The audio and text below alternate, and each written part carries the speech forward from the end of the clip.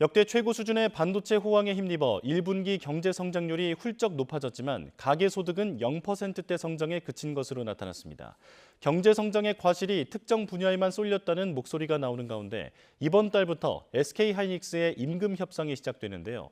삼성전자와 같은 5억 원 수준의 주택자금 복지 확대가 쟁점으로 떠오르고 있어 그 결과가 주목됩니다. 김태민 기자의 보도입니다. 미국 이란 전쟁이란 중동발 악재에도 불구하고 올해 1분기 실질 국내 총생산은 1년 전보다 3.6%나 성장했습니다. 1분기만 따졌을 때 지난 2014년 이후 가장 높은 수준이었습니다.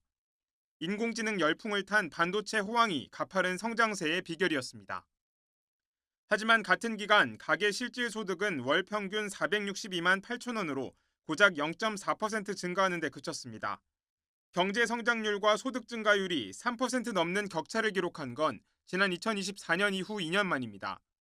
또 지난해 반도체 제조업 생산이 12.8% 늘어나는 동안 관련 일자리는 1.9% 증가하는 데 그쳐 고용 창출 효과도 기대에 미치지 못했습니다. 반도체가 우리 경제를 이끌고 있지만 성장의 과실이 사회 전반으로 퍼지기엔 한계가 있는 모습입니다. 일자리 창출이라든지 악수 효과 이런 부분에 있어서는 다른 산업보다는 반도체 산업이 낮게 나타나는 게 사실일 겁니다. 세금을 그만큼 많이 내기 때문에 그 돈을 잘 활용해서 다른 곳으로 이제 혜택이 갈 수 있도록 하는 것, 그게 아마 중요한 숙제가 아닐까.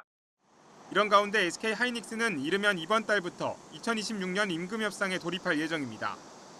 지난해 영업이익 10%를 상한선 없이 성과급으로 나누는 제도를 확정했던 만큼 이번에는 복지제도 확대가 쟁점이 될 전망입니다.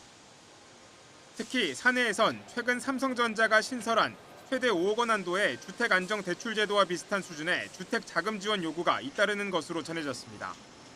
반도체 기업의 사내 성과 배분에 대한 사회적 관심이 그 어느 때보다 높아진 가운데 이번 임금 협상의 경과 역시 주목됩니다. YTN 김태민입니다.